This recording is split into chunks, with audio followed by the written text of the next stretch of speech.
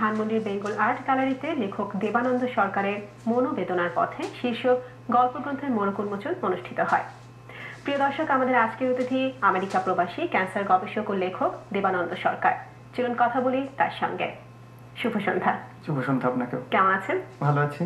প্রায় 2 বছর পর তো এবার দেশে আসা হলো, তো কেমন লাগছে বা দেশে এসে? খুব ভালো। 21 মাস, ফেব্রুয়ারি মাস, সে সময় তো খুব ভালো লাগে। বই মেলায় ঘোরাফেরা করি। বইয়ের মোড়ক উন্মোচন করলেন আমাদের অগ্রণী কথা সাহিত্যিক সৈয়দ শামসুল হক। একটা বিরাট পাওনা ছিল আমার জন্য। আর সব বন্ধু বান্ধবের সাথে দেখা হচ্ছে, সবার সাথে মেলামেশা হচ্ছে, আপনাদের সাথে দেখা হচ্ছে, এটা তো বিশাল ব্যাপার। বিশাল ব্যাপার অবশ্যই। তো মোড়ক উন্মোচন যে অনুষ্ঠানটা হয়েছিল সেটা কিরকম ছিল? সেটা দারুণ হয়েছে। সেটা সৈয়দ শামসুল হক উনি এতই আবেগ আপ্লুত ছিলেন যে প্রায় 1 ঘন্টা ধরে কথা বলেছেন। এটা আমার জন্য একটা বিরাট পাওয়া। তারপরে গানের অনুষ্ঠান ছিল। আমার ছোটবেলার বন্ধু শিখারুফ গান গাইলেন, ঝুমা খন্দকার, আলবেরুনিয়নু, সব মিলিয়ে। আর অনেক অনেক ছোটবেলার বন্ধু, ঢাকা মেডিকেল কলেজের বন্ধু অনেক এসেছিল। একটা বিশাল আয়োজন ছিল, খুব ভালো লেগেছে। আচ্ছা, আর আপনার যে বইটি মনোবেদনার পথে, এটা তো গল্পের একটি বই। এই বইটির পরিকল্পনা বা আপনি শুরুটা কবে থেকে হয়েছিল লেখালেখি, যদি এই গল্পের শুরুটা? আমি লেখালেখি করি গত 6-7 বছর ধরে। এটা আমার দ্বিতীয় বই। আমি মূলত লিখি সিডনি থেকে, একটা বাংলা অনলাইন ম্যাগাজিন বের হয় বাসভূমি, সেখানে। তো সেখানে আমার নিয়মিত গল্প লিখি। তো অনলাইনে তো কোনো আর্কাইভ থাকে না, সব হারিয়ে যায়। তাই হচ্ছে সেগুলোকে জড়ো করে একটা গল্পগ্রন্থ বের করা। এখানে যে গল্পগুলো আছে সেগুলো গত 2-3 বছরের মধ্যে লেখা বেশিরভাগ। কি কি ধরনের গল্প আছে তাহলে? এই বইটার মধ্যে আমি মূলত লিখি মানুষের সম্পর্ক নিয়ে, যে কি করে মানুষের মধ্যে সম্পর্ক হয়, কেন সম্পর্ক ভেঙে যায়। এগুলো হচ্ছে আমার মূল বিষয় লেখার। কিন্তু তার পাশাপাশি এই বইয়ে অনেক বৈচিত্র্য আছে। মুক্তিযুদ্ধ নিয়ে গল্প আছে, শিশু মনস্তত্ত্ব নিয়ে গল্প আছে, সমাজে নারীদের যে অবস্থান, তারা যে অনেক অন্যায্য অবহেলার শিকার, তাদের নিয়ে গল্প আছে।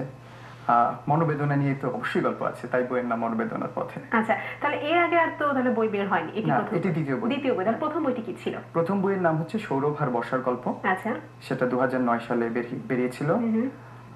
সেটা পুরোটাই প্রায় ছিল সম্পর্ক নিয়ে। ওটাও সম্পর্ক নিয়ে, বিভিন্ন রকমের সম্পর্ক। আচ্ছা আচ্ছা। তো আপনি তো পেশায় একজন ডাক্তার এবং গবেষক, সেই সাথে লেখালেখি এটা শুরু হলো কিভাবে করে? লেখালেখি করতাম ছোটবেলা থেকে, কিন্তু কখনো ছাপাইনি। কবিতা লিখতাম, প্রচুর কবিতা লিখেছি এক সময়। আচ্ছা। বিশেষ করে যখন কৈশোর এবং প্রথম যৌবন ছিল, কিন্তু বুঝতে পারিনি সেগুলো আদৌ কবিতা হয়েছে কিনা, এবং ছাপানোর কোনো সাহস করিনি। আচ্ছা। মেডিকেল কলেজের ম্যাগাজিনে গল্প লিখেছি মাঝে মাঝে। কিন্তু এই লেখালেখিটা শুরু হলো 6-7 বছর আগে। আমার এক বন্ধু ডাক্তার বাসার, ও নিজেও কবিতা লেখেন। তো ও একবার, আমি তখন নিউ ইয়র্কে থাকি, আমার বাড়িতে বেড়াতে এলো। এসে বলল যে আমি বাসভূমিতে নিয়মিত লিখি, আপনিও লিখেন। তখন খুব একটা পাত্তা দিইনি, কিন্তু পরে মনে হলো আচ্ছা লিখে পাঠাই। তো লিখে পাঠালাম। যিনি সম্পাদক তিনি সেটা গ্রহণ করলেন, ছাপালেন। ভালো লাগলো তার। তারপর থেকে মাঝে মাঝে তার কাছে থেকে ইমেল আসে, লেখা পাঠান, 2 শব্দের ইমেল, আর কিচ্ছু নেই, লেখা পাঠান। এই লেখালেখি শুরু হলো। তারপরে থেমে থাকে। এরপর থেকে তো একটার পর একটা লিখে যাচ্ছি। আচ্ছা, আপনি তো আমেরিকায় আছেন এবং সেখানে আপনি ক্যান্সার নিয়ে গবেষণা করছেন। তো ক্যান্সারের কোন বিষয়টা নিয়ে আসলে গবেষণা করছেন? আমি আছি ভার্জিনিয়া কমনওয়েলথ ইউনিভার্সিটির ফ্যাকাল্টি, আমি সেখানে। আচ্ছা। আমি মূলত কাজ করি লিভার ক্যান্সার নিয়ে। তো লিভার ক্যান্সার একটা, যদিও এটা লিভার ক্যান্সার, কিন্তু তার অনেক ধরনের কারণ আছে। যেমন হেপাটাইটিস বি ভাইরাস ইনফেকশন যদি হয়, সেখান থেকে হতে পারে। কেউ যদি দীর্ঘকাল অ্যালকোহল সেবন করেন, সেখান থেকে হতে পারে। আফ্রিকায় যে সমস্ত শস্য আছে সেগুলো অনেক সময় ফাঙ্গাসে কন্টামিনেটেড হয়, সেগুলো খেয়ে হতে পারে। সো এত বিভিন্ন ধরনের কারণ থেকে একটা রোগ হচ্ছে। তো আমরা খুঁজে বের করার চেষ্টা করি যে কোনো একটি মূল কারণ, মূল মিডিয়েটর আছে কিনা, যেটা এই সমস্ত বিভিন্ন ধরনের কারণ থেকে একটি রোগের তৈরি করছে। তো আমরা চেষ্টা করি সেটা বের করার, এবং আমরা এর মধ্যে বের করেওছি। এবং সেই পার্টিকুলার মলিকিউলটাকে আমরা কোনোভাবে ব্লক করে একটা ট্রিটমেন্ট তৈরি করতে পারি কিনা, এবং সেটাও আমরা করেছি। এবং লিভার ক্যান্সার খুব খুব বাজে একটা রোগ, এর কোনোই চিকিৎসা নেই সত্যি কথা বলতে কি। এবং আমরা নতুন একটা ড্রাগ নিয়ে এখন কাজ করছি। আমরা আশা করি যে সেটা দিয়ে রোগীর কিছু নিরাময় হবে এবং উপকার হবে।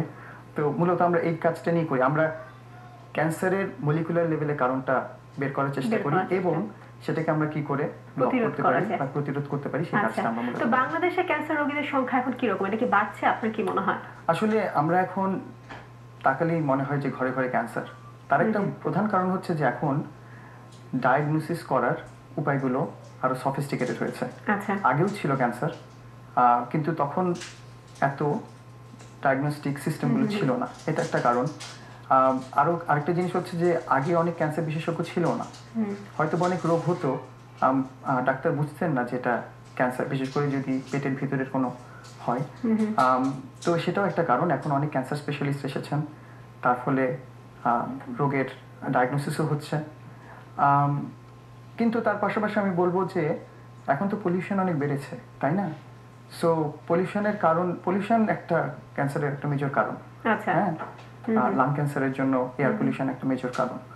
সো দুটোই বলবো যে ক্যান্সারের ইনসিডেন্স যেমন বাড়ছে, তার পাশাপাশি ডায়াগনোসিস যেহেতু হচ্ছে, এই কারণে আমাদের মনে হচ্ছে যে আমাদের চারপাশে অনেক ক্যান্সার রোগী এখন বেড়ে যাচ্ছে। আচ্ছা, তো সেই সাথে তাহলে আমেরিকায় যে ক্যান্সার গবেষণা চলছে এটা কোন দিকে এগোচ্ছে? আমেরিকায় অ্যাকচুয়ালি ওভারঅল আপনার ক্যান্সারের ইনসিডেন্সটা কমছে। আচ্ছা। হ্যাঁ, তার কারণ হচ্ছে যে লোকজন অনেক বেশি সচেতন হয়েছে এবং সচেতন হয়েছে বলেই অনেক আর্লি ডায়াগনোসিস হচ্ছে, ঠিকমতো ট্রিটমেন্ট হচ্ছে এবং নিরাময় হচ্ছে। এখন এই কারণেই আমেরিকান ক্যান্সার রিসার্চের একটা মেজর ফোকাস হচ্ছে কি করে তাড়াতাড়ি জিনিসটাকে ডায়াগনোসিস করা যায়।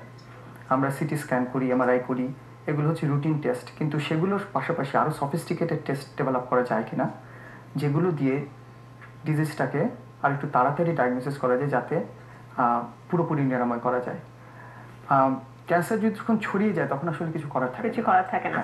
তো আমরা সেটাকে যখন একটা জায়গায় সীমাবদ্ধ আছে, তাকে সার্জারি করে আমরা সরিয়ে ফেললাম, কিছু ড্রাগ দিলাম, দিয়ে বাকি ক্যান্সারগুলোকে নিরাময় করলাম, নির্মূল করলাম, তা থেকে যদি একটা রোগী পুরোপুরি ভালো হয়ে যায়, সেটা হচ্ছে মেজর ফোকাস।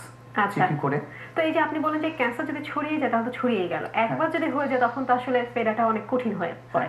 তো যাদের এখন হয়নি, যারা আমরা যদি বলি যে প্রাথমিকভাবে যারা এখনো আমরা সুস্থ আছি, সচেতন, যদি ক্যান্সার থেকে প্রতিরক্ষার জন্য যদি সচেতনতা দরকার হয়, তাহলে সেটা আমরা কিভাবে নিতে পারি, সেটা আপনি কি বলবেন? একটা মেজর জিনিস হচ্ছে যে একটা খুব ব্যালেন্সড লাইফস্টাইল মেইনটেইন করা। হ্যাঁ, এটা খুব ইম্পর্টেন্ট। যেমন আমরা যে খাবার খাচ্ছি, হ্যাঁ, শাকসবজি, ফলমূল, এগুলো অনেক বেশি করে খাওয়া, কারণ এগুলোতে অ্যান্টিঅক্সিডেন্ট অনেক থাকে যেগুলো শরীরকে প্রতিরোধ করে। নিয়মিত ব্যায়াম করা, এক্সারসাইজ করা। সো আমরা বিভিন্ন ধরনের রোগের ক্ষেত্রে যেগুলো বলি, যেমন হার্ট ডিজিজ, ডায়াবেটিস, এগুলোর জন্য সবসময় বলা হয় যে আপনি একটা ব্যালেন্সড লাইফস্টাইল মেইনটেইন করবেন। হ্যাঁ, সেগুলো কিন্তু অন্যান্য রোগের ক্ষেত্রেও প্রযোজ্য। ক্যান্সারের মূল প্রবলেম হচ্ছে যে এগুলো করার পরও ক্যান্সার হতে পারে।